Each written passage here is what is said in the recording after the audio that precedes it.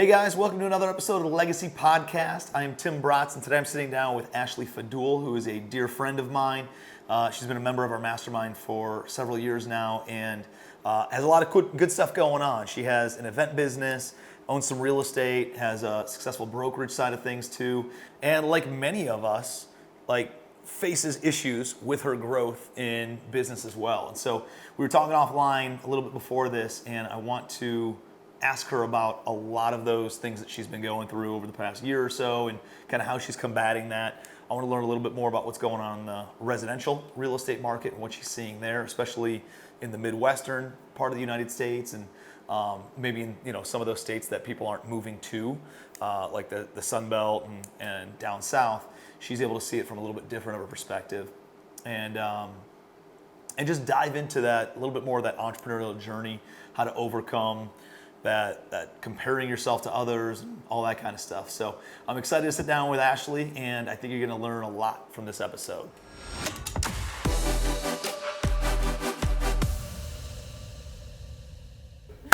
Hello, Ashley. How are you? Hey, Tim. I'm good. How are you doing? Good. All right. So this is second podcast together. Yes. And used to be Spilling the Beans. Now it's the Legacy Podcast. Oh, awesome. On brand. Love Right? it. What? I said love it. Oh, love it. All right. I thought you said but. So I'm up in Cleveland for the summer. We got the Legacy Family Meetup happening this week, and thought, let's sit down. Let's do a podcast. Let's talk through kind of where things are. I know we talked a lot about the event space. Mm-hmm. I want to just get an update on that. Yeah. Over the past, it's been 7 or 8 months since we talked about that last. And then we're talking a little bit about some of the goals, how your goals have changed, how you're almost a big 3-0, and how a lot of the perspective has shifted, or whatever that looks like. And I think it's important to talk through that stuff. We were talking offline about how a lot of us want to be further ahead than we are, and you compare yourself to somebody who's 8 years older than you, or 10 years older than you, or 15 years older than you, and it's like they're not better. They don't have bigger. It's just they're further ahead, right? They've had more runway, and so I think that's a really important perspective because we were talking about it offline, and I think it would help a lot of people who watch this. So bring me up to speed. What's going on? Yeah. What's going on in life? What's going on with the brokerage side of the business? We could talk a little bit about the market too. I think would be cool, and just bring me up to speed on this stuff.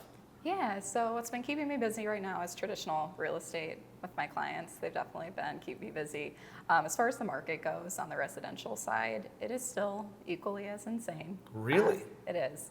As long as everything's priced correctly, but I've still been running into the same. And you're in Cleveland, Ohio market, greater Correct. Cleveland. Yes. Right? So Northeast Ohio, Cleveland, suburbs of Cleveland, and a lot of the times I sit down with people, entrepreneurs in Charleston, real estate entrepreneurs, and that's like a Sun Belt, Buzz City. Everybody's excited about it. A lot of people moving there, and so I think it's important to understand the market's strong in multiple markets, including in the Midwest, Yes. including in suburban Ohio, Yeah. and these other places that aren't just Florida and Texas and Arizona and Yeah. some of the buzz cities that you hear about. Yeah, and I think everybody was a little bit nervous last year with interest rates increasing, and then after things kind of mellowed out with buyers and they realized the market really wasn't going down, they realized this year, like, hey, we're going to need to buy at some point in time. Mm-hmm. So a lot more buyers have entered the market, but there's still just low inventory. Yep. And that's all In the what way. price point? In all price points? My clients right now range from about 200 all the way up to 800, and I would say equally as competitive. Mm-hmm. Still selling very quickly. We're still seeing appraisal gaps, escalation clauses. It's crazy, and it makes it really competitive. If a home is in Talk decent about condition. those things. So talk about appraisal gaps. Yeah. Appraisals are coming in short. Yeah. So basically, what an appraisal gap is it's there as kind of in the need if an appraisal comes in short, but also to show how strong and qualified the borrower is. So this is additional money out of pocket. So let's say, they make an offer at $500,000 and they have an appraisal gap for $20,000 and it comes in at $490,000. They're going to be coming out of pocket with an additional $10,000. Mm-hmm. So, but that you're also still running into an issue of, even though that's a very strong, borrower at that time, you're still getting a lot more cash offers. Some people aren't going to want to be paying these interest rates, so they're basically pulling all their money out of their bank and putting it right into their home, which is, a lot of people's most valuable asset. So. And then as far as escalation clauses, you're talking about like multiple offers. Correct. We're in, and we're going to go up to this in $5,000 increments to make sure that we beat whoever. Correct. Yeah, up until their max budget. So you're seeing that a lot too, because sometimes sellers don't like it, which I always think is kind of silly, because if you don't have to overpay for a property, why would you? So we get some pushback where sometimes they don't even allow escalation clauses. Interesting. So they're expecting people to just go in automatically with their best and highest. And sometimes they do allow them, and that leaves it a little bit more open for us to be able to start at a strong amount and escalate up to whatever their max is at that point. How do you know, as a buyer, how do I know that the seller or the seller's agent isn't just going to keep on going up to my max no matter what? So the way the clause is written, so in each contract, there's a clause that says you have to provide a copy of the next highest offer, and with the name and contact information of that person on there. Got it. Yeah. And so then, you are and then protected. You call, you verify. But again, there's nothing legally stopping them from just like countering, being like, hey, we'll sell it to you at this price. So, but a lot of people don't typically do that, which is nice. Do you have any idea what like the average days on market are for a like a good property in a good area? Like that's the kind of stuff. All the ones my clients like seems to be about 24 hours, so not very much time at all. Well, I mean I would think that's the stuff that's move-in ready, that's in good shape, that's updated, and all that is still flying off the shelves. And even if it's in a good area and not in good condition, I just ran into this with a property over in Westlake near Crocker yesterday. I mean, this thing needed a shit ton of work, and they were asking a lot for it, in our opinion. And we thought for sure it was going to be something maybe in a few days we could come back to at a more reasonable price. But it just goes to show that sometimes people, it's only worth what somebody's willing to pay for it. And sometimes it's worth more to other people. And somebody, didn't see any imperfections with it and was willing to jump on it right away. And it's crazy. And all of that could just be based on the location meaning that much to that person. That's why I tell my clients, I'm like, as long as you love the location and you love the land, you're good, because anything can be changed with the home for the right price. You can only change the house. You can't change the location of it. Yeah. What about properties that are not in the is there anything that's sitting on the market right now? Are most things moving? No, there's definitely things that are sitting on the market where you just, I don't want to say the agent, because the majority of the time it's the sellers that are dictating the price. We're there to educate them the best we can, but at the end of the day, it's only worth a certain amount to the sellers of what they want, and those are the homes you end up seeing sitting on the market, and that's across all price points. How about the investment side? And there's a lot of people who buy here for cash flow. Are you seeing the investment properties move? In the Garfield Heights, the Maple Heights is the areas where you can buy a house under $150,000. Yeah, I feel like I see them go quickly, but it's also a matter of condition too, and sometimes investors and sellers in these cases want to get more than what might be a little bit more realistic for their property, and those are kind of the issues you kind of, run into. And that's what could also cause something to sit on the market longer, is if you're overpricing something, or people assume that somebody's just going to come in and they'll throw out an offer. No, they might just let it sit there at that point, and then at that point people assume something's wrong with the property. What about, have you seen rents grow? Rents have been steadily increasing, but also on the buyer side, as people are realizing they need to buy, but then you have some buyers that just can't afford to buy, and that kind of locks them in at that point where you have no choice but to rent. I have a lot of friends that even rent in the Lakewood area, and it's just constantly jumping basically from one rental to the next, because each turn a lot of the owners are bumping those rents. So it's not even just a matter of having like a steady, secure tenant anymore. They know they're going to be able to turn it and increase those rents. I mean, it's all a math equation, right? Like, if I own an apartment building and I know that somebody's $300 under market rent, that's $3,600 a year. with the exact same expenses, right? Like, yeah, I guess you're paying, 8% of that to management fees or whatever else. Yeah, But increased an extra, taxes. an extra $3,600 a year at a 6 cap increases the valuation. It's $3,600 a year of cash flow. That's great, but increases the valuation by $60,000. And so, especially if they're looking to refinance, especially if they're looking to sell potentially, or whatever that looks like, they're trying to pursue some sort of capital event. It makes a dramatic increase to the valuation of the property if they can bump up those rents. Yeah. One of the things that we talk about on our team is if we can, it's probably worth it, right? $3,600 a year of additional rent in order to turn a unit, and let's say you can put new paint, new flooring, new fixtures in for $3,600. Maybe they're not doing kitchens and bathrooms or anything like that, but if you can make some substantial improvements to the property in that $4,000 range, that's almost 100% return on your investment also. So it makes sense in a lot of capacities. Are you seeing that tenants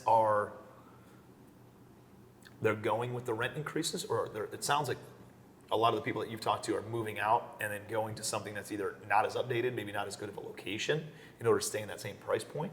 It's all subjective to their situation. Yeah. Some people don't like the inconvenience of moving, and I know every time somebody moves, they say, I'll never do this again. Or it really is just that bottom line. Like, I don't need something as fancy, or I don't need something as close, to this location anymore on Madison Avenue, for example. It's really just depends. Yeah.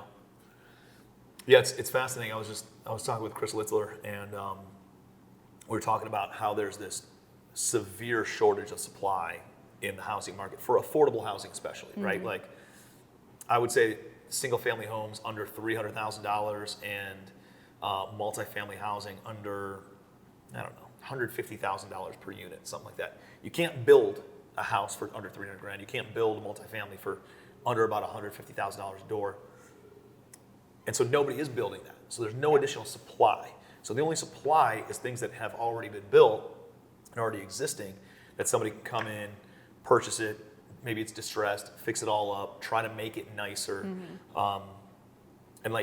So when you have a finite amount of supply, but you have all this demand where housing prices are too expensive, interest rates are high, there's still a ton of demand, people are missing out, they gotta still be a renter for a longer amount of time. Yeah. It's like, now there's just more demand feeding this limited amount of supply, and what happens there? Well, People are holding on to their homes too. What's You're that? I feel like you're seeing a lot of people who'd like to move that are just holding on to their homes Yeah. because they would need to sell their home at a low interest rate in order to buy, and they're just making do. Yeah, yeah. And so people are either improving their own property and then staying there, or these renters are staying as renters and cannot get out of this rent cycle because they just can't afford a single family house unless interest rates come down. Like, I saw a statistic that median home price has gone from 307 4 years ago, just in 4 years, to 427,000 in 4 years. Increased by 39%. I was about to say almost 40% increase is Insane. what we've been seeing in the last 4 years. It's crazy, even being How on the do listing people afford side. that? What's the solution? I wish I had a magic ball and could tell you, because Well, I think one thing that's going to happen. we could solve that problem. I mean, you saw Biden talking about putting rent restrictions in place, like national rent restrictions, which isn't a feasible thing because that's not a federal, Are you going to regulate taxes then too? Are you going to regulate my insurance increases too? Yeah. Exactly. And so the federal government deals with intrastate commerce, not in-state commerce, right? And so if you got a landlord who's renting a building to somebody who lives in the state, obviously, then it's like the federal government should not be able to interfere with that anyways, based on the Constitution. But I just don't see that as a real solution to things. I think what we will see is longer amortization schedules. I think we're going to see and they've had this in California, they've had it in New York, where there's like a 40-year and a 50-year mortgage, and at least on the residential side, and you can get 35 plus years for HUD as well on the commercial side. But I think these longer amortization schedules are going to turn into like a thing where the lenders start getting more creative. But dude, can you imagine? Yeah. I don't mean to call you dude, sorry. I'm looking at Marty also, but can you imagine like having a mortgage for 50 years on a house? I actually was negotiating on a property in Ohio for a 40-year. And it's crazy because then you start putting that in perspective of like your life, and you're like 40 years. I'm going to be paying on this, and then what that equates to in interest, and it'll just blow your mind. Well, and that's all it does. It's like car payments, right? Yeah. Cars. I remember, I don't know, when I was getting my license, which 20 years ago, like you could buy cars for $7,000. There were Chevy Cobalts were friggin' $9,000 or whatever it was, and Honda Civics and Honda Accords and all this other stuff. Like there were plenty of cars that you could buy for under $12,000, $15,000. The average car price today is $39,000. Sick thing. That was a friggin' BMW, right? Not long ago. That was a BMW, a mid-sized luxury, would go for $40,000. Now that's the average car price. And all they've done is make it, instead of a 3-year loan, it's now a 7-year car loan. So it takes the payment, cuts it in half, and then whoever's selling it and the finance company makes all the money on it. But then how does that fix the inventory problem? Right? Yeah. And I feel like we'll see sellers too who Well, people can now afford more, right? So if Yeah. they can afford more, they can now, if you extend out the mortgage to 50 years, you can take your $100,000 a year income, and now you can buy a $500,000 house instead of a $300,000 house, you know? So it helps a little bit where people can get it, but now that'll just push all the prices up in that $300,000 to $500,000 price range to be $600,000 or more. Yeah. So you can't build this stuff for any cheaper. So like, what do you do? You know, it's a wild scenario. I'm sorry, what were we gonna say? I think I was just going to mention, even on the seller's side, and those that have investment properties, I feel like you're going to be seeing a lot more owner finance options too, where they're That's a going to good be point. taking advantage of that opportunity to act as the lender. Yeah, let me be the bank. Yeah. Let me dictate my price, but I'll give you a 3% mortgage on it.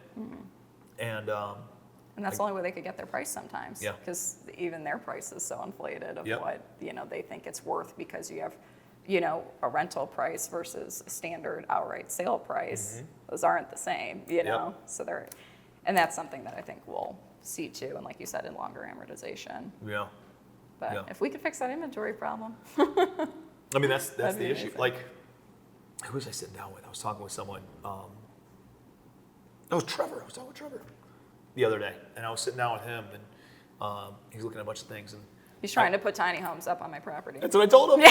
That was me. That was He's like, me. I have a business idea I for planted you. that seed in his head on Saturday or whatever it was. We were like, we're making deals on the pond. We're sitting on That's the right. raft. It was right before And so he was going over to your house after I met with him, because then I was heading out to New York, and he said he was coming over to your Christmas July party, and I said, dude, like, here's what I've seen is, if you go on Amazon, you look up tiny houses for sale, you can buy them for $20,000 to $50,000, and they ship it to you. It's like a shipping container. The walls fold down and they fold back up, and it ends up being like a 40-yard shipping container that ends up being, I think it's 20 feet wide is what it ends up at.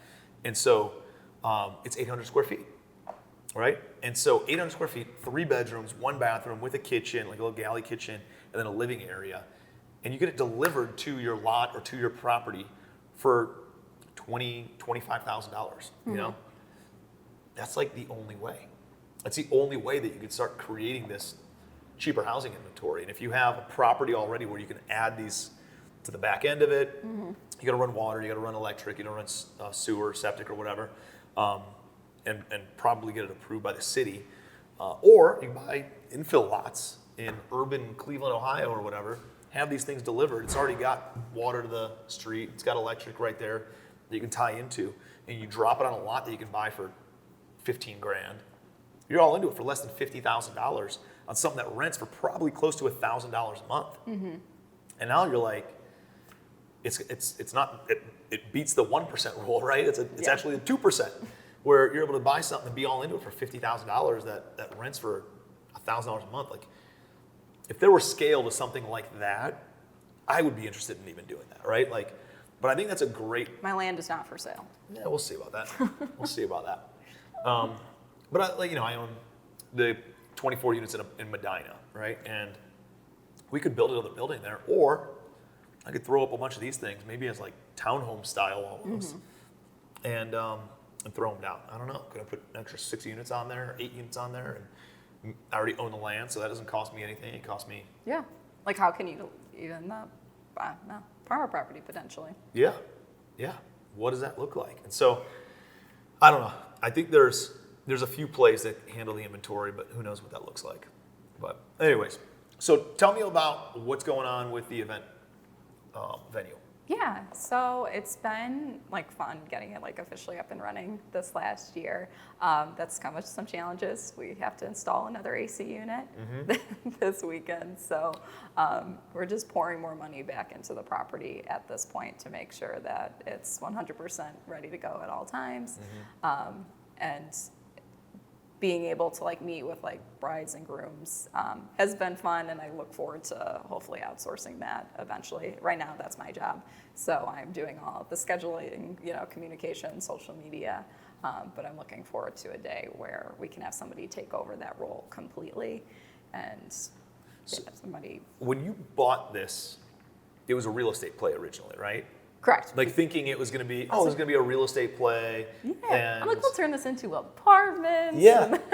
And so, and I think this is an important thing because I see this with car washes. I see it with Airbnb and short-term or mid-term rentals. I see it with campgrounds. I see it with, there's a lot of real estate laundromats where people buy the real estate as a real estate play thinking it's a higher revenue generator, right? Type of real estate. But the reality is it's a business plus real estate. Yes. Right? It's not just real estate where you buy a laundromat, then you rent it and somebody else runs it.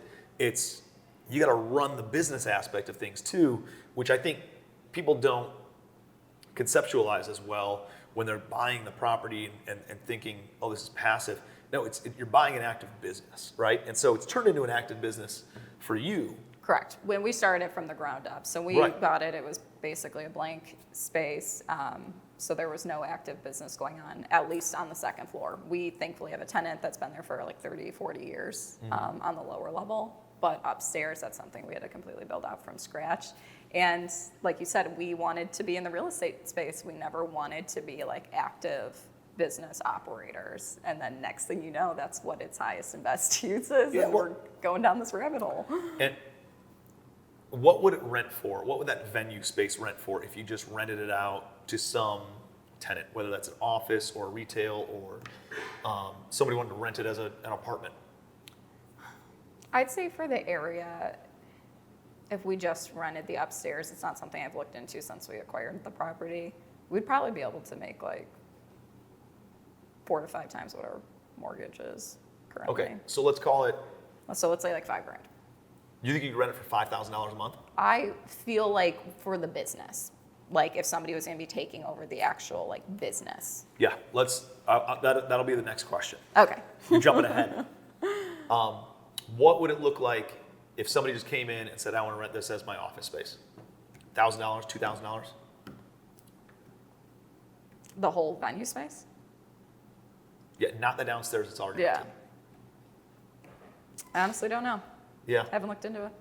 Well, I think. Well, I guess my point I would say is, at least 1,000. Yeah. I think Yeah. so too. I think you're probably in the 1,000 to 2,000 range. All right, so that's like what the real estate is worth, and I'm trying to come full circle because people need to get creative right now on their assets, you know, and they're looking at it. What does it rent for on an annual lease term, and that's all that they're looking at. Yeah. And you guys were able to look at many different options, and actually, okay, so you can rent it for, let's call it $2,000 a month. Okay, or you can turn it into a business. I'm going to jump way over here. You turn it into a business, and what do you think you'll generate on an annual or monthly basis, annual basis? I realize it's seasonal kind of thing. Our goal is going to be close to 100,000. Okay, so about Yeah. $8,000 a month, we'll call it, as an active business. And so you've been able to show we can take this $1,000 a month space or $2,000 a month space, create 4 times the amount of revenue by doing it this way. And then you can either continue to operate it that way or hire somebody on a full-time basis to then operate that way. Or give the business plan on a silver platter to somebody to come in the middle and say, hey, if you rent this for $4,500 a month, you go back to being a landlord now. Yeah. You've shown a proven business model for somebody else to come in and run this thing, where now they can make a spread of an extra $35,000, $4,000, $5,000 a month of additional cash flow by then you handing it off to them. You know, and I think that I don't know, resourcefulness is really, really important in today's marketplace, because most people are paying a premium or sellers are asking a premium. There's a constraint on the financing side of things.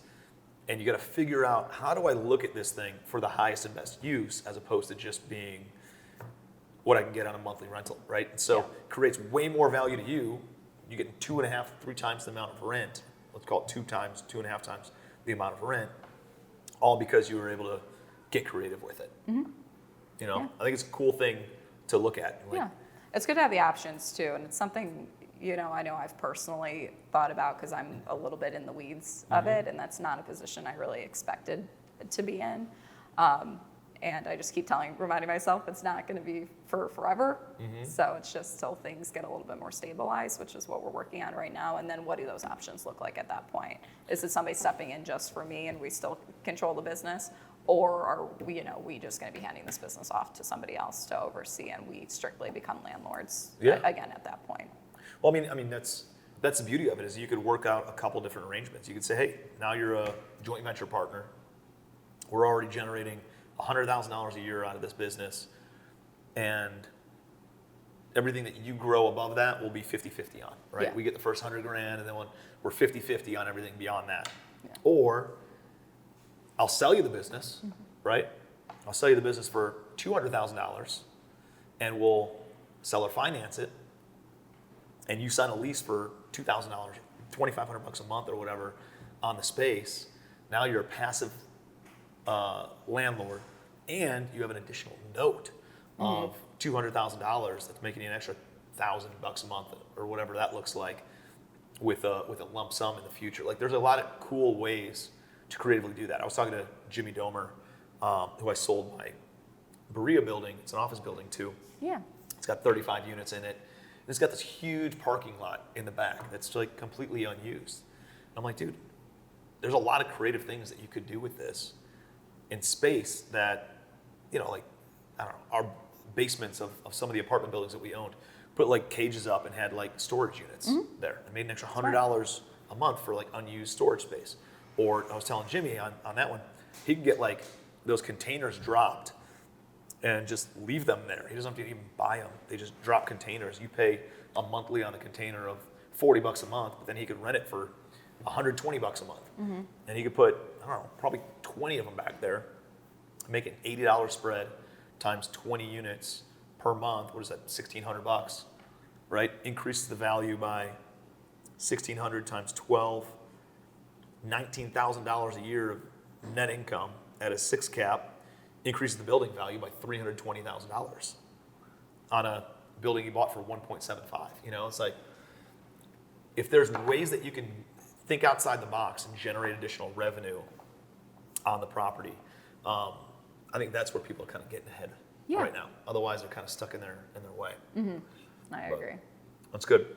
Have you guys been looking at other rentals or any real estate side things? Yeah, so after the year we had last year, I was trying to just kind of regroup and refocus on what makes me genuinely happy, and that's spending time with my family and friends. And what better place to do that than in a short-term rental? So I started to see, like, how can I kind of bridge the gap between the venue space that I'm familiar with and then also short-term rentals. So I've been trying to focus on finding assets that basically cater to those two things, that are a good short-term rental area. It's already approved for it, or I can get it approved, and also allows for weddings. So I've either already approved or I can get it approved. And that's basically all around the U.S. There's a few opportunities I'm working on here in some touristy areas in Ohio right now that I'm excited about. Would you run it as the business? Would I personally run it as the business? Or are you trying to like buy the real estate, find somebody who can then be the event coordinator? Like, what's the business idea behind it? I think we'd bring somebody on to kind of oversee, and if we got enough in one, not even I guess in the general area, because we could have somebody always work it remotely, to oversee all of that. So being more creative with weddings, being creative with hosting bachelorette parties, bridal showers, baby showers, all at these places, because people still do large weddings, don't get me wrong, but after COVID, you kind of saw a drop off, and it gave people an excuse to almost do more intimate weddings, and that's kind of stuck. And what better place than to be able to do it in a place that you're actually able to like spend the whole week there, spend the night, not feel rushed and have to run around. Yep. So that's kind of like my vision, and I love things that make make me happy, and also like bring out the creative side and to be able to create experiences. So that's really important to me, and I feel like those Airbnb, short-term rental assets with the venue aspect of it can be really huge. Yeah. Are you looking at it more from somebody has it, maybe you sign a long-term lease and then you make an arbitrage on the cash flow, or you just want to buy the assets too? It is all dependent on the situation. I really think it's everything we've looked at thus far has been us just buying it outright, trying to find as many seller finance deals as possible, and kind of go that route. Yeah. I think and then would you guys handle the rezoning of it? Yes, if needed. You have to, right? Yeah, we've come across a few properties already that are already permitted for it. So we haven't ran into too big of an issue. Do that with my Parma property. Your vacant land? Yeah. We'll get a big friggin' tent, and we're gonna build bathrooms. I sent you guys over my whole game plan of an idea for that place for you. All you had to do is take it and run with it. I need you to take it and run with it.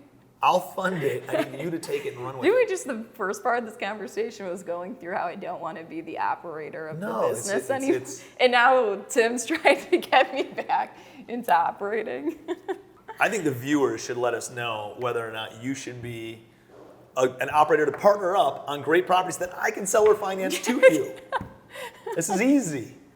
I'm solving problems all day. So well, it sounds like I'm solving your problem. Yeah, well, you scratch my back, I scratch yours, right? That's kind of how this works. No, but like seriously, I have that property. I would build it out. I need somebody else to come in and run the whole thing. But I would partner all day. Yeah. And that's the problem. Like, I know we've gone over this specifically with that property, and it goes back to what we even talked about on the residential side, the cost of building to get everything up and running, and what you would need to bring in every month to make that feasible. I think personally with that property, it's less and more, and I would utilize what you have with that land on a very inexpensive scale, and that will make you more profitable and less headaches. Yeah, when you're running it. I was thinking about doing almost you see some of the food truck parks around here, like just building a very small, a couple hundred square feet where there's bathrooms, nice bathrooms, right? And then like some sort of an inside kitchen bar area that can serve with a friggin' glass garage door that could come down and whatever else. And then essentially just paving out a patio. Just doing like a stone paver patio with a bunch of picnic tables and all that stuff. Yep. Put heaters out there, maybe you tent it if you want, or and then just leaving it at that and spending a few $100,000 on it as opposed to building something for $3 million. Exactly. And now it's a lower price point that you could offer for weddings and for venue and for a friggin' pumpkin festival, like a fall festival. Like there's 1,000 different holiday type things that you could do there. You'd be surprised how many people just pay deposits on those places just to have a backup in case let's use one of the parks, for example, like $200-300 to rent out a space for like an hour and a half for a wedding. People will reserve those just to have that space, like in the event another one doesn't work out, because they're like, a few $100, and let's say you're because it's a non-refundable deposit. Exactly. And so they put it in, and then they tell you, once they get their other venue that they really wanted, they lose that deposit, but they tell you. Yeah, so at that point you could either, rebook it, or with people that just need a ceremony space and already have a reception space and they're, interested in different areas, maybe it's raining in one city and on the other, you just book them back to back to back. That's like, I think there's some castle over on the east side that does it for a couple $100. Yeah. And I can't even tell you how many people probably just walk away from their deposits and they Wow. book from like 12 to 1, 1 to 2. And you can have X amount of weddings throughout the day, and that's a couple $1,000s. Okay, I need you to run this for me. I don't need you to run. I'm gonna let you run this for me. I'm gonna bring you in. You're gonna earn some equity, and It sounds like you're hearing this all for the first time, and I No. strictly remember think you spelling it out in an email. You sent it to for you Fatty, and and Matt. Fatty was somewhere else. No. Don't blame this on him. No, it's 100%. He's not here to defend himself. I'm No, 100% going to blame it all on him. But like, I think, I have the lodge. I Yes. have the island. I have How about a deal? some other I'll very take unique over properties. the Parma property for you. I'll help you. I'll just take some equity into the mountain house. Is that what you want? You want some equity in the lodge? I'll take a few weeks here and In there. the $6 million property that I own that I bought for $3 million. I mean, how badly do you want that It's a Parma pretty- property it's to a be pretty good successful? I may be negotiable on that. At least maybe some free stays or something. I don't know. We'll figure something out. I'm gonna need some hard equity in there, so. Some free stays. We'll see what we can do here. We'll see what we can do. Well, that's Tim's good. gonna be like 0.1%. It'll be 0.25. No, we'll figure it out. Anyways, all right. So I think it's important to hit on this part of like, this is what you want to do, right? Your goals have changed a little bit. Yeah. Your priorities have changed a little bit. Instead of, pursuing some huge real estate portfolio or whatever the goals were before, like, hey, this is something that aligns, it's still in line with what I do, what I know, what I'm good at, and it aligns with my long-term goals of spending more time with friends, spending more time with family, and those kinds of things. So, like, tell me about your existential crisis that you're going through of turning 30 years old. That's what I want to know about. So do you want me to just like cry the rest of the podcast? Or? Well, here's the thing. No. I moved back in with my parents at 27 years old. Yeah. Right? Like, I don't know. I think people think we need to be further ahead than we actually are. I moved back in with my parents, lived with them until I was, I don't even know, 28. I think I lived with them for like a year. And then I moved into a house that was owned by my wife's grandparents for 2 years. Mm-hmm. It was a little bungalow in Parma, 1,000 square feet, and not updated at all. And got my feet back under me after I messed up and made a bunch of bad financial decisions and stuff when I was living down in Charleston at the age of 26, 27 and stuff. And so, like, and then I, built up a little bit of a portfolio, but I was making $36,000 a year with some equity in a portfolio. And I had some guys that were loaning the money or like investing the money into our company. I would go out and buy it, do all the work. And then that ended up exploding when I turned 30 years old. And we ended up liquidating everything and having to start all over again at 30.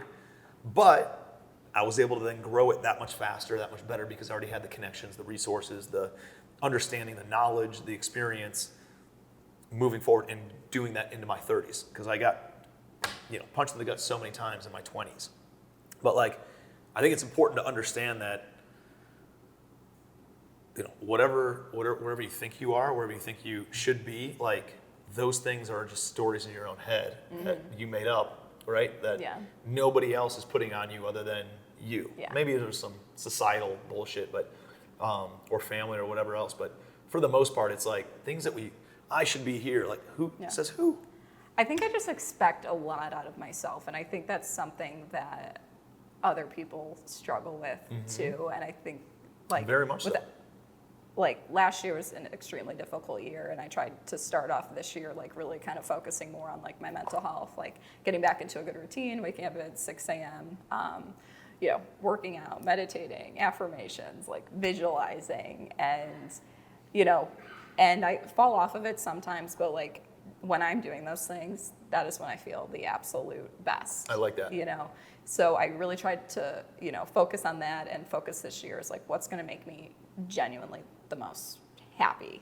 You know, is it chasing those big portfolios like you had talked about? Am I, you know, going after apartments just because a lot of people in the space that I'm in are going after apartments? Does that genuinely make me the most happy?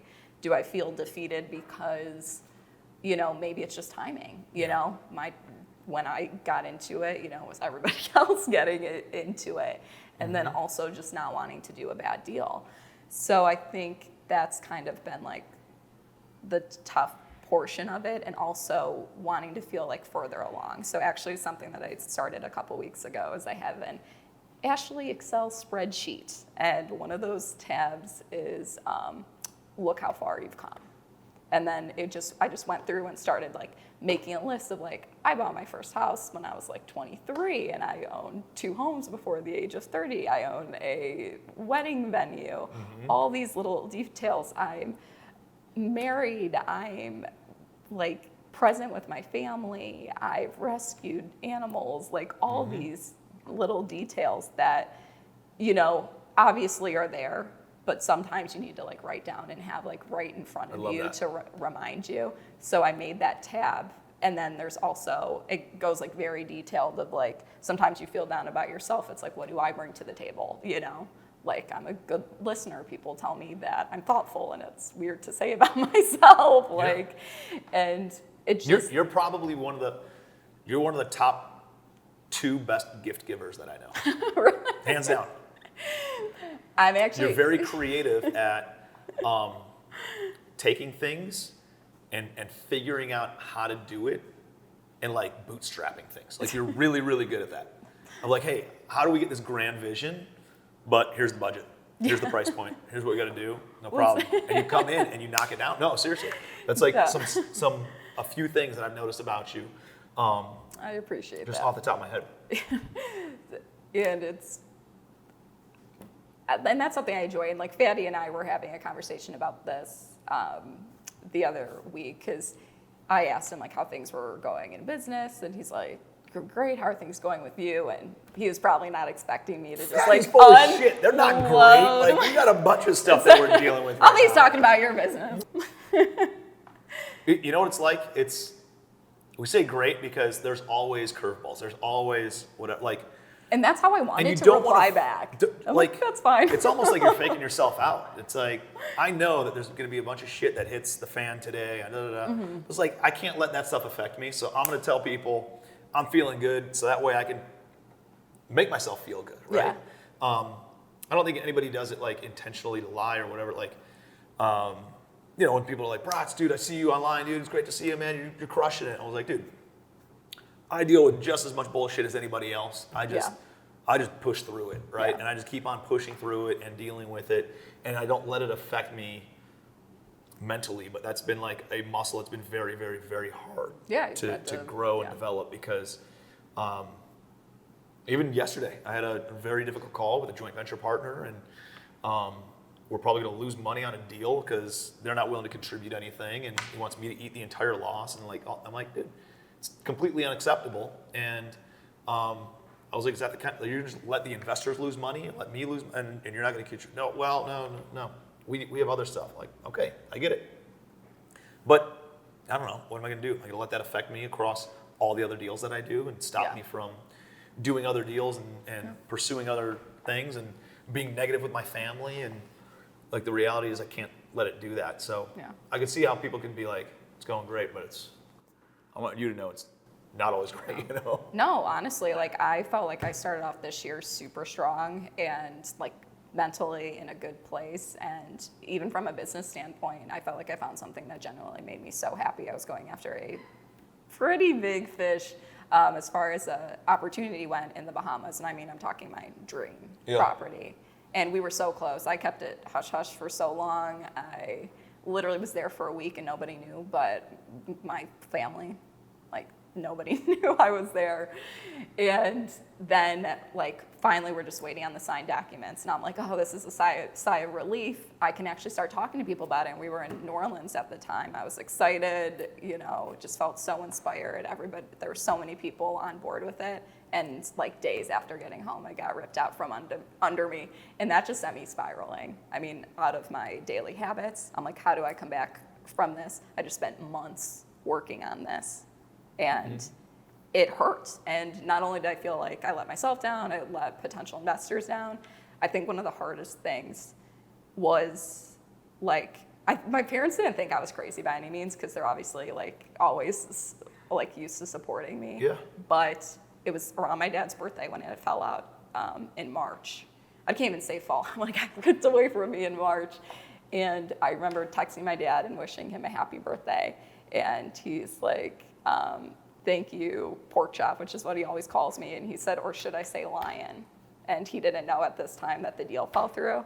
And that like ate at me, because I knew where that reference was coming from. Yeah. It's because they were like, are you sure you want to, go after this? Like, it's a property we've all walked by for years. And like, it became just as real to them as it did to me, you know?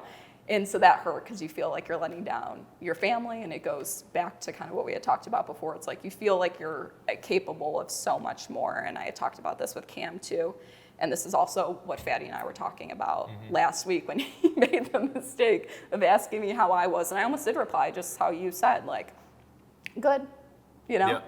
But then I'm like, I know this is not really what he means. It's just for, us to say good and like go on for the day. Fatty means it when he asks. Yeah. So I literally just like unpacked. I'm like, I, went through my stressors of traditional real estate, went through how I just feel behind of where I want to be, the stress of turning 30. And, we may have even touched on this at the Mountain House too, how I feel like I made this my own problem of making my birthday kind of like these milestone checkpoints, which was not like a good thing to do.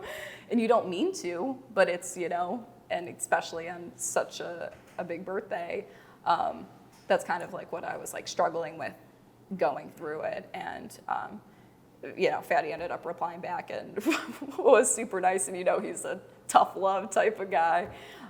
And he gets it, and it made me feel better, because he was giving me examples of how when he felt that way, when he was early in his 30s, and, all these things. And going back to, he's made that comment, he's like, you're one of the most, thoughtful people I know. I feel like if you could channel that into, a business, or, like that's something you would thrive in. Because I'm like, am I taking too much time underwriting properties? Am I getting, I'm trying to build these relationships, because that's the way I do business. I'm not just like, hey, here's your offer on your property. It's like, I want to get to know you. I mean, I can't even tell you how much time and energy into negotiating on deals here in Ohio currently that are the Airbnb like lifestyle investments. And to me, it's like building those relationships are important. Like, if you're gonna be owner financing your property, I want you to know me, Like, I want you to trust me to know that I'm gonna be able to fulfill my obligation. And so I think part of it is also trying to figure out like how to still be who I am as a person, but also make quicker business decisions, because sometimes it just takes a little bit, too long. But and that's what I was thinking, is like a lot of people, they care about the relationship to a point, but like it's dollars and decimals, right? And how do you take that emotion and bring it into this, I don't know, dollars and numbers kind of a world, right? And create emotion around that and create connection around that. It's not always easy, right? Yeah. And it can take a lot of time. And at the end of the day, it's like, oh, hey, you're a great person, but this person offered me more, so I'm going to sell them the house or the building instead.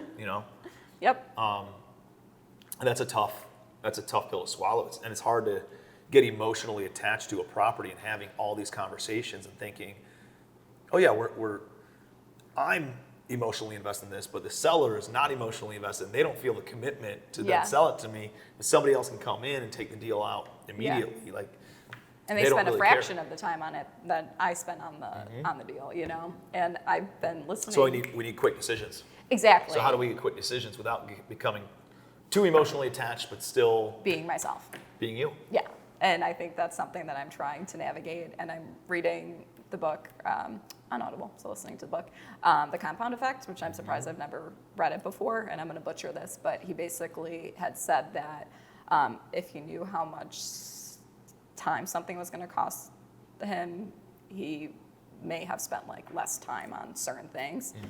or something along that effect. And that's really just resonated with me the last few weeks, because I'm like, what do I focus on? Am I on the right path? And I'm like praying to God, like looking for a sign. I'm like, where should I be focusing my time and energy? Because in residential real estate, that's what pays my bills right now. And if I'm not doing that, or if I'm doing that, that's taking me away from other things. And that could be part of it, because in residential real estate, it's much more of a relationship thing when you're working with clients and developing those relationships, looking for referrals, and like it's a more emotionally 100%. driven business, because And draining. they're emotionally they're emotionally driven by this home that they're trying to acquire or sell, trying to buy or sell, versus, again, going over to the commercial side, you got to flip a switch, and you got to be okay with it not being emotional, and it's like remove that completely and just be like, hey, let me make it an offer. I'd love to introduce myself if this makes sense, but if not, I don't want to waste your time, and I don't want to waste my time on pursuing this further. But this is generally where I am, and then we can talk through what the seller financing looks like. I'm happy to meet with you, share with you what my expertises are and what my credentials are and all that other stuff. But it's hard to bring that, for somebody who does care so much, into something where people are just like, it's a math equation, right? Yep. There's no emotions over here. And that's part of my problem, I think, even on the residential side. And that was actually my main point when I said to Fatty, when I was basically unloading how I was feeling that day. And I was like, residential real estate, it can be very draining sometimes, and it's emotional, and some it's too emotional, and part of it's my own fault, because I feel everything so deeply for my clients. It's like, I know I did everything I could do within my control, and as much as I can advise them, at the end of the day, it's their decision, but that doesn't make it hurt any less. Whereas on the commercial side of things, it's a little bit less emotional. But what I've ran into, even on the short-term rental side, it's like I'm going after these properties that sometimes do have that emotional ties to the owners, and it's like, I want them to know that I'm going to have those those same ties. Like, if I can, I hold on to everything forever. But like you said, it's basically trying to learn how to like bridge that gap to make quicker decision making, but then also still trying to be myself. And getting into your 30s, it's been an interesting few weeks, because you always hope that you're further along. And I just like to remind myself, it's like how far I am, like personally. I might not be where I want to be financially, but that doesn't define my worth and what I know I'm capable of. It's hard to see that sometimes when you're around so many amazing people that are like living up to all their full potentials, going to the summits and seeing it. It's like you're seeing everybody live up to their full potential, and it's like you're capable of this. What avenue is that exactly? How do you know when you're for sure on the right path of where you should be going in business? And I think that's something that's what I've been struggling with. Well, I think it's in your 20s.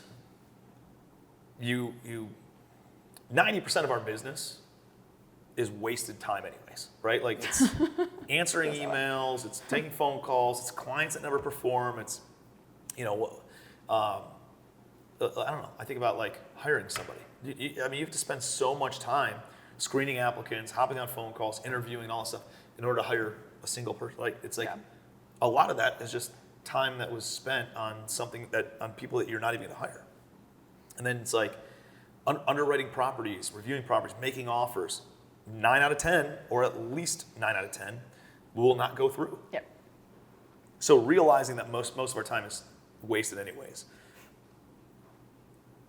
And also, it's like, I don't know, like, I didn't know what I liked doing until I tried everything in my 20s and realized, oh, boom, I bought my first apartment building when I was about 27, 28 years old. And I was like, this resonates with my sense of efficiency and how I don't like waste, and how I prefer more predictable, number-driven deals as opposed to the emotions of selling to an owner-occupant who doesn't like the backsplash that I picked out or whatever, you know what I mean? And so, like, I was on the other side of the coin of like, I like this because it's non-emotional and it's very predictable for me on how I can build a business and stuff. And I didn't figure that out until I was 28 years old, you know?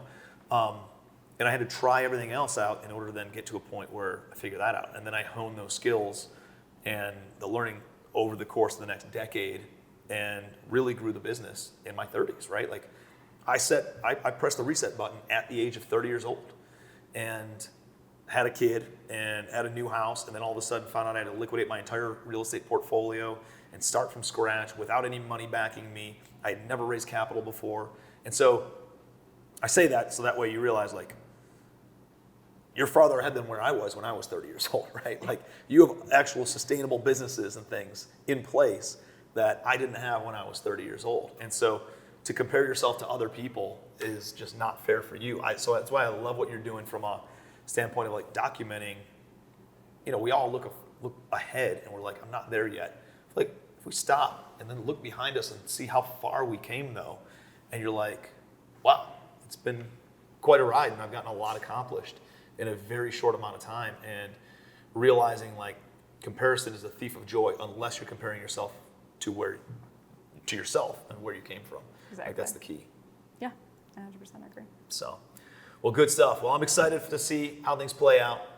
I will have a very serious conversation with you about the Parma property, maybe the mountain house. We'll see. Don't have to agree to that I conversation. know how emotional you are about the mountain house, so I think I can win this negotiation.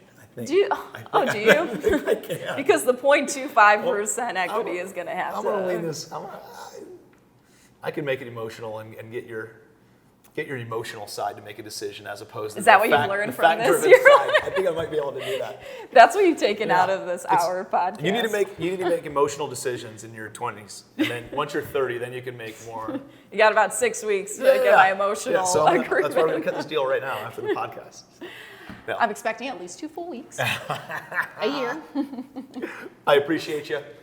Great to see you. Nice seeing you. Great to hear about where things are, and I appreciate you being vulnerable and just kind of talking through what you're going through, because I know a lot of other people do that and just don't vocalize it. So it means a lot. You guys know me, I'm an open book. So. For sure. So where can people connect with you? Yeah, well, you can find me on Instagram at Ashley Martin, _. And then also on Facebook as Ashley Martin. Anything you guys need. My Facebook friends, and then all right. Oh yeah, we can make it easier. You can just go to Tim's Facebook friends and find me. There you go. But we'll put all your social handles and stuff in the show notes and stuff. So I appreciate you being here. Yeah, we'll see you guys on the Legacy Podcast next week. Hey, I really appreciate you guys being here for the Legacy Podcast. If you would, please subscribe, like, and ask any sort of questions that you have in the comments of this video. I'd be happy to create some other content and answer any sort of questions that you might have. So I appreciate you being here. We're here every Sunday. I'll see you next week on the Legacy Podcast.